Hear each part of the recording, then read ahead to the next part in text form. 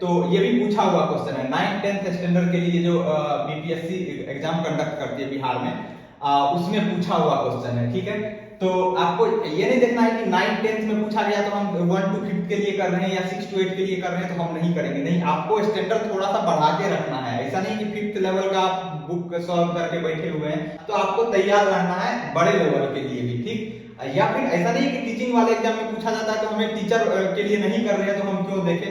एक क्वेश्चन तो यही होता है ना, एग्जाम का नाम चेंज होता है। ठीक, तो आपको ध्यान से देखना हम इस तरह के क्वेश्चन को कैसे हैंडल करेंगे। ये भी भिन्न वाला है, मतलब फ्रैक्शन वाला ही है।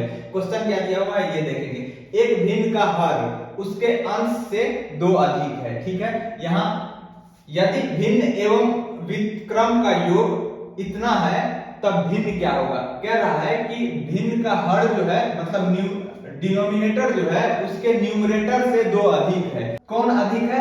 हर अधिक है। कौन अधिक है? हर अधिक है। किससे? अंश से। कितना अधिक है? 2 अधिक है। तो अगर हम अंश को x मान लेते हैं तो हर 2 अधिक होगा तो कितना हो जाएगा? x + 2 हो जाएगा। यहाँ x और y 2 वेरिएबल मानने का झमेला है ही नहीं। यहाँ पे रिलेशन डायरेक्ट दिया हुआ है कि हर कितना है? अंश से 2 अधिक है। तो हमने अंश को x माना तो हर कितना हो जाएगा? अंश से 2 अधिक। आपके पास 10 रुपया है, इसके पास 10 रुपया है और इसके नीचे वाले के पास इससे 2 रुपया ज्यादा है तो कितना हो जाएगा? 12 रुपया। तो इसके पास जितना उसमें 2 जोड़ना है वही कह रहा है कि अंश से 2 अधिक है। कौन? हर। तो हर नीचे है तो ये x + 2 है, ये दिया हुआ अधिक है। ठीक है, यदि भिन्न, भिन्न तो हमारा ये बन गया है ना, जो रिलेशन दिया हुआ है ये हमारा भिन्न बन गया। अब क्या कह रहा है? यदि भिन्न एवं व्युत्क्रम, व्युत्क्रम का मतलब क्या होता है? उल्टा, है ना। इसका जो है उल्टा और इसका उल्टा क्या हो जाएगा? हमारा भिन्न ओरिजिनल ये है, इसका उल्टा मतलब डिनोमिनेटर न्यूमरेटर में आ जाएगा, न्यूमरेटर डिनोमिनेटर में चला जाएगा, मतलब अंश और हर को उल्टा देंगे। तो ये क्या कह रहा है? भिन्न एवं व्युत्क्रम का योग इतना है। तो भिन्न और इसका व्युत्क्रम, इसका योग लेना। इसका व्युत्क्रम कितना होगा?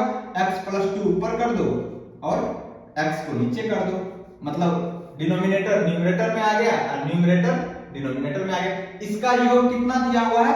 इतना दिया हुआ है 2 सही 4/15, 2 and 4/15। ये मिक्स्ड फॉर्म में लिखा हुआ है ना, तो हम डायरेक्ट यहीं पे इसको सिंपलीफाई कर लेंगे। सिंपलीफाई करेंगे तो कितना आ जाएगा? कैसे सॉल्व करते हैं मिक्स फ्रैक्शन को ध्यान से देखेंगे अगर जिसको नहीं आता है ना। हम नीचे वाले को बाजू वाले से गुना करते हैं, 15 दूनी 30, और जो गुना करके आता है उसमें ये ऊपर वाला जोड़ देते हैं। तो 30, 15 दूनी 30 हुआ, 30 में 4 जोड़ेंगे तो 34 आ जाएगा। तो 34 ऊपर लिख लेंगे और नीचे जो है वही लिखा जाएगा, 15 है तो 15।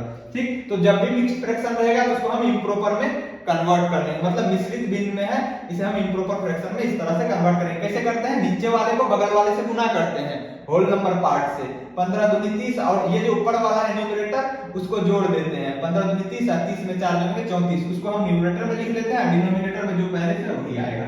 अब इसको सिंपलीफाई करेंगे, तो सिंपलीफाई करेंगे तो कैसे करेंगे? पहले इधर एलसीएम लेना पड़ेगा। एलसीएम लेंगे तो क्या हो जाएगा? यहाँ x + 2 है, यहाँ x है, तो क्या होगा? एलसीएम आ गया x + 2 * x। अब क्या करेंगे? अब पहले वाले फ्रैक्शन के डिनोमिनेटर से नीचे वाले को डिवाइड करेंगे, एलसीएम को डिवाइड करेंगे तो ये तो कट जाएगा, बचेगा ये, है ना। जो बचता है उससे हम क्या करते हैं? इसको गुना करते हैं, x को x से करेंगे तो x² आएगा, है ना। तो यहाँ पे x², फिर प्लस का साइन, फिर दूसरे वाले फ्रैक्शन के डिनोमिनेटर से एलसीएम में भागा लगाते हैं। एलसीएम ही निकाले ना हम, जो हम डिजिट वाला करते हैं तो नीचे वाले का एलसीएम ही निकालते हैं। यहाँ दोनों अलग अलग है तो एलसीएम में जब कुछ भी कॉमन नहीं रहता तो हम क्या करते हैं? प्रोडक्ट में लिख लेते हैं, तो हमारा एलसीएम ये आया है। फिर x से अगर हम डिवाइड करेंगे तो ये x तो कट जाएगा, बचा ये x + 2। x + 2 को इस x + 2 से गुना करेंगे तो कितना हो जाएगा? x + 2 का होल स्क्वायर हो जाएगा ना। ये x + 2 इससे गुना होगा तो x + 2 का होल स्क्वायर बराबर कितना हो जाएगा? 34/15। अब इसको सिंपलीफाई करना है, कैसे करेंगे? डिनोमिनेटर, इधर वाला डिनोमिनेटर इस ऊपर वाले के साथ मल्टीप्लाई होगा, इधर वाला डिनोमिनेटर इस ऊपर वाले के साथ मल्टीप्लाई होगा। तो मल्टीप्लाई साथ में ये x + 2 है तो a + b के होल स्क्वायर पे भी इसको तोड़ना है। a + b का होल स्क्वायर क्या होता है? यहाँ पे मैं लिख देता हूँ, a + b का होल स्क्वायर बराबर a² + 2ab + b²।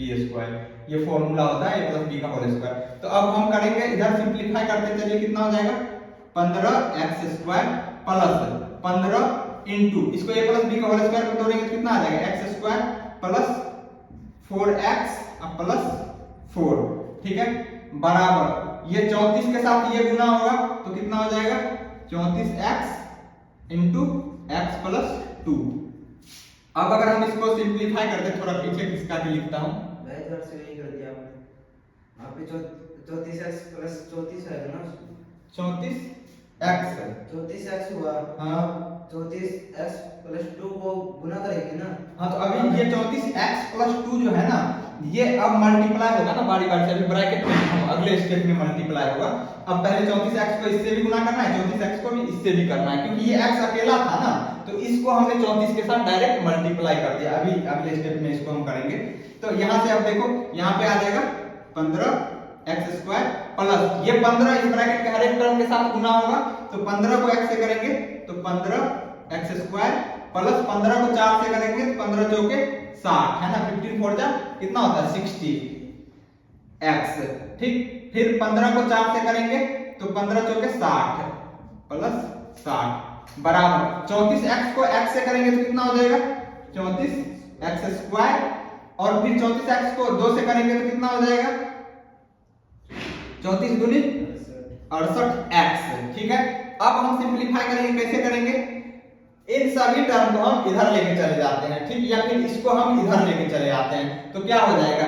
अब देखो यहाँ x² वाला टर्म है ना, चलो लिख ही देते हैं एक स्टेप ताकि कंफ्यूजन नहीं हो, पर एग्जाम में आप इन सभी स्टेप को स्किप कर सकते हो क्योंकि वहां पे आप जो है थ्योरी आपका राइटिंग स्किल नहीं देखा जाएगा, रिप्रेजेंटेशन नहीं देखा जाएगा, बस आपको आंसर जल्दी से जल्दी लाना है जितना फास्ट कर सके। तो अभी मैं आपको समझा रहा हूँ इसीलिए कर रहा हूँ। 15x² कितना हो जाएगा 30x², यहाँ पे प्लस 60x, अकेला है x वाला और कोई नहीं है ना तो 60x ही आ जाएगा प्लस 60।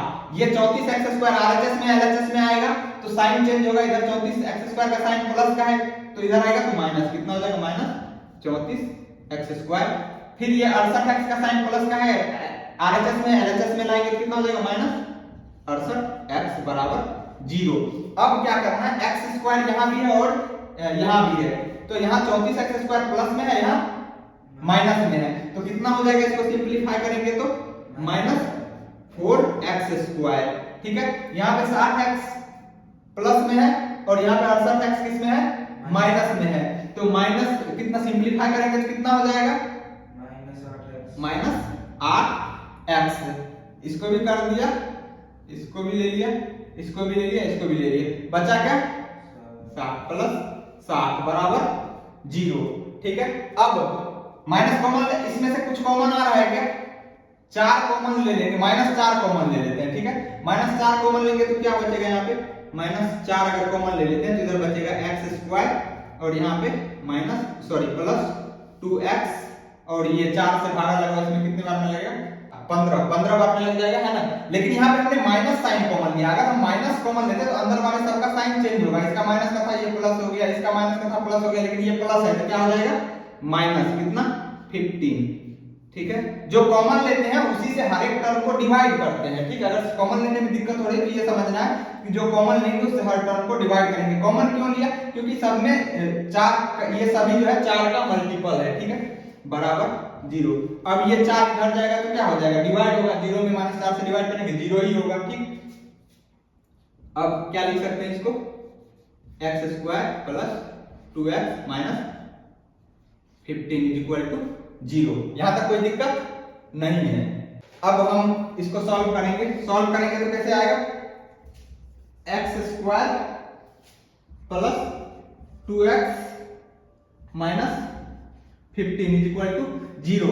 ध्यान देना क्वाड्रेटिक इक्वेशन है, क्या है क्वाड्रेटिक इक्वेशन। कैसे सॉल्व करते हैं, कुछ भी नहीं आता तो भी चिंता नहीं करनी है, मैं बेसिक से बता रहा हूं ये मानते हुए कि आपको नहीं आता है। ठीक, तो हम पहले क्या करते हैं, कांस्टेंट टर्म को और यहाँ जो x² वाला टर्म है साइन के साथ में मल्टीप्लाई करते हैं। ठीक, यहाँ क्या है -15, यहाँ क्या है x² है ना, तो साइन x² का क्या है प्लस का, तो हम मल्टीप्लाई करेंगे तो क्या आ जाएगा, यहाँ पे रफ में लिख लेते हैं, यहाँ पे क्या आ जाएगा -15x²। ठीक है, अब ये जो है 15 का ऐसा फैक्टर कीजिए जिसको जोड़ या घटा करके ये जो बीच वाला टर्म है ये आ जाए। ठीक है, तो 15 का हम क्या फैक्टर कर सकते हैं, 3 × 5 15 लिख सकते हैं, 3 × 5 = 50, तो यहाँ पे लिख दिया 5, यहाँ पे लिख दिया 3, 3 × 5 15 होता है। अब यहाँ पे लाना किस में है, प्लस में, तो प्लस साइन किसके साथ जाएगा, बड़े वाले के साथ, है ना। तो ये 5, लेकिन x में लाना, x भी तो चाहिए, यहाँ x स्क्वायर है, एक x इसको दे देंगे और एक x इसको दे देंगे, ये तो हमें करना ही करना है। लेकिन फैक्टर ऐसा होना चाहिए जिसको जोड़ या घटा करके इतना भी आना है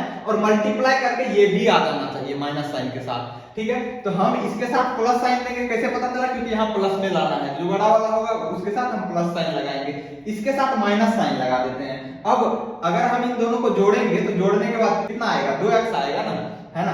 तो यहाँ पे क्या हो जाएगा, ये भी आ गया और इस दोनों को गुना करेंगे तो ये आ जाएगा, है ना। 5 तिया 15, प्लस और माइनस माइनस होगा, 5 तिया 15, x को x से गुना करेंगे x स्क्वायर। ये समझ में आ गया, यहाँ तक कोई दिक्कत नहीं है। पहले हम इन दोनों का मल्टीप्लाई करते हैं, क्वाड्रेटिक इक्वेशन जब भी लिखा हो हम कांस्टेंट टर्म को साइन के साथ x स्क्वायर वाले टर्म के साथ मल्टीप्लाई करके लिख लेंगे, फिर हम इस कांस्टेंट टर्म का ऐसा फैक्टर करेंगे जिसको जोड़ या घटा करके ये आ जाए, ठीक है। जोड़ या घटा करके हमें ये डिसाइड करना है कि साइन क्या लेना है, प्लस लेना है या माइनस लेना है। तो यहाँ पे हम इसके साथ प्लस इसके साथ माइनस दिए, ठीक। गुना करके ये भी आ जाना चाहिए और जोड़ या घटा करके ये भी आ जाना चाहिए, इसको जोड़ करके ये और गुना करके ये आ जाना चाहिए।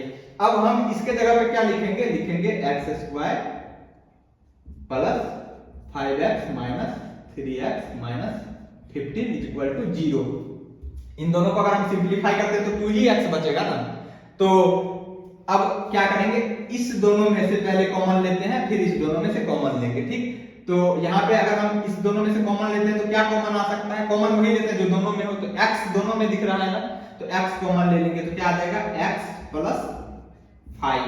यहाँ पे क्या कॉमन आ सकता है, -3 कॉमन ले सकते हैं, है ना। -3 अगर हम कॉमन ले ले तो क्या आ जाएगा, यहाँ पे -3 कॉमन ले लेते हैं, तो यहाँ पे x बच जाएगा। कॉमन कैसे लेते हैं, जो भी कॉमन लेंगे ना उसी टर्म से हम जिस में से कॉमन ले रहे हैं उसको डिवाइड करते हैं। -3 से इसको डिवाइड करेंगे तो क्या होगा, -3 कट जाएगा ये, है ना, और ये बच जाएगा x। फिर -3 से इसको डिवाइड करेंगे तो ये माइनस कट जाएगा, 3 बचा 15, तो यहाँ क्या आ जाएगा 5 बराबर 0। हमारा जो है क्वाड्रेटिक इक्वेशन सही जा रहा है कि नहीं, हमने यहाँ पे फैक्टर सही तरीके से किया है कि नहीं, ये चेक करने के लिए हमारा ये जो आएगा ना, यहाँ और यहाँ दोनों सेम आना चाहिए। अगर गड़बड़ अलग अलग आ रहा है तो इसका मतलब हमने ऊपर कहीं मिस्टेक कर रखा है, ठीक। तो अभी तक सही जा रहा है। अब इस टर्म में देखिए, इसमें और इसमें x प्लस 5, यहाँ भी x प्लस 5 यहाँ भी है, क्या x प्लस 5 कॉमन ले सकते हैं, ले लेंगे, x प्लस 5 कॉमन ले लिए, ठीक है। अगर यहाँ से x प्लस 5 कॉमन लेंगे तो यहाँ क्या बचेगा, x बच जाएगा। जो कॉमन लेते हैं उससे हम डिवाइड करते हैं ना, इस दोनों टर्म में डिवाइड करेंगे, x प्लस 5 से इसमें डिवाइड करेंगे, ये तो कट जाएगा, बचेगा क्या, x बचेगा। फिर यहाँ पे क्या बच जाएगा, x प्लस 5 कट जाएगा तो -3, ठीक है, बराबर 0।